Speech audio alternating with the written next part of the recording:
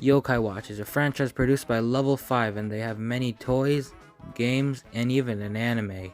Yokai Watch takes us to the story of Nate Adams, an average boy, but his life is about to change when one summer day he was walking through the forest and saw a gacha machine, which he puts a coin into it.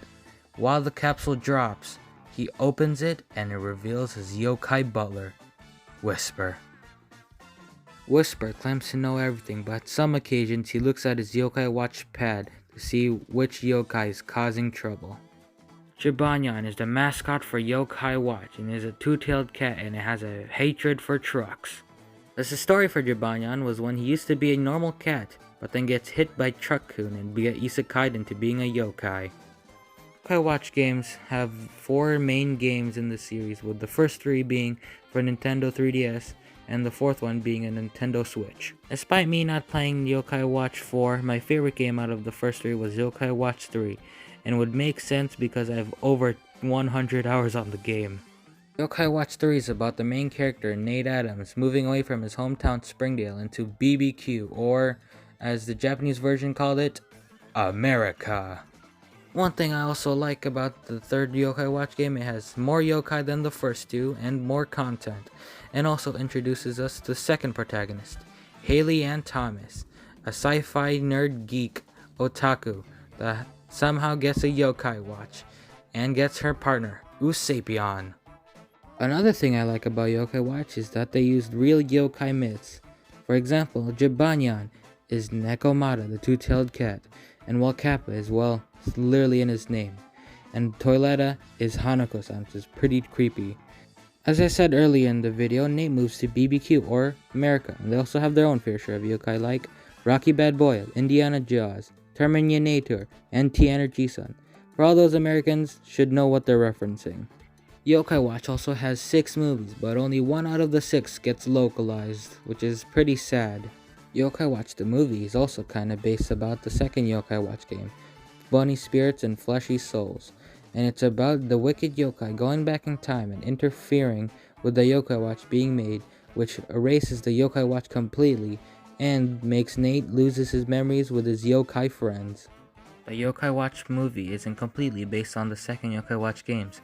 For example, in the movie, Nate gets his memories back by getting zapped by Meganyan, and in the game, he gets his memories back naturally. So apparently Meganyan has been looking for someone to help his friend, and Nate wants to go visit his grandma in Harrisville, where he hears a story about his grandma telling him about a giant cat in the village. They see Meganyan again, but then they pull out a cork from his butt, and revealing the cool yokai, Hovernyan, or as in Japanese, Fuyunyan. So in the movie, Nate and Hovernyan and the friends go back in time to meet Nate's grandfather, Nathaniel Adams. Nathaniel was also an inventor and is also the creator of the very first Yokai Watch, the Yokai Watch Model 0. Nathaniel is a very strong person and has helped many yokai in the past, but refuses to let them be friends with him, as he is a stubborn person. The main antagonist for the Yokai Watch movie is Dame Deadtime, a yokai that used to be human after being accused by a crime that she didn't even do, and she sworn to take revenge on the humans. But then she was quickly defeated by Nathaniel and Nate by gathering all their yokai friends' powers, sucking them into their yokai watches, and powering up Hovernyan, for him becoming Darknyan. Jibanyan will also be getting powered up by the yokai watches, but then Whisper comes in because he also wants to be in the spotlight, which causes them to both fuse, becoming Buchinyan. The Yokai Watch movie had some good action scenes, and with the ending of Buchinyan doing his super move, the Flurry of Fury, beating Dame Deadtime with his many punching fists and just really just killing her. And that's the end of the first movie. To be honest, I didn't even finish the other Yokai Watch movies, I only watched 2 of them. So, this is the second Yokai Watch movie. So in this movie has 5 small tales, and the first one is about Nate literally just dying. And then he becomes a yokai, and goes by the name of Futu of the Mysterious Tribe. And he is sent back to the human world with a yokai watch so he can spirit a kid where his experiment only makes people average like he was as a human. But then at the end of the story, he gets his yokai privileges taken away because apparently his interference with a human was very high, and he's back to a human now. Oh yeah, he also gets a mysterious medal that has a strange emblem on it by a kid that just dropped it to him. The second story is about Jibanyan, the other Jibanyans. For example, Robanyan, Shogunyan, and Jibanyan in the year 2023 as they see their old owner, Emi-chan, or Amy. They try really hard to get her promoted at a designer shop as that was her dream. But then later on at the end of the story, Jibanyan and Amy reconciles back and relives their old days.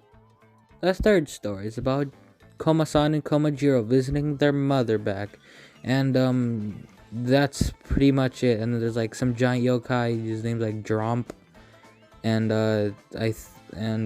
he just tries to save the house, and apparently there's also a baby too that probably looks like Nate. The third story is about Haley Ann Thomas, or Haley, or Inaho Misohara, and it's Christmas time, and her and Usapion, her yokai partner, go on as Santa and give people presents. And yeah, and then there's this one time where this one kid's scared that his mom's gonna die, so they just bring him to the hospital with his mom. But then the mom was okay. She said she wasn't gonna die, so that's good. As for this third story is apparently King Enma has fallen ill, and his chairman, Zazzle, or Nerfirin, and yep, he's voiced by the guy that did Dio, Takehito Koyasu.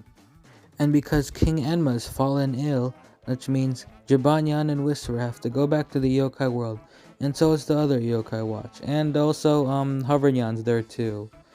And they have some quick chat and just reconcile a bit, and yeah. Also later on, Nate and the others meet Haley Ann and Usapion as Haley's making geek stuff, yeah. And near the end, they go fight Dio, or Zazzle, or Niryuin, chairman, whatever you want to call him. And he wants to stop the humans and yokai from interacting each other because that's what the old King Enma said. And he wants to chicken out and just go back to the human world. Remember how I said when I was trying to explain the first story, when Nate finally goes back to a human, he was given a strange medal with a strange emblem on it, and then the random kid just drops it to him and stuff? Yeah, the medal is King Enma, and he can literally summon the king of yokai. And he goes, beats up Zazzle and just becomes friends with him again, and he makes the bond between the human world and the yokai world back again. As for the anime for Yokai Watch, it's nothing that much serious. It's just Nate trying to get friends, some wacky stuff happens, he gets medals from yokai, and there's this one scene.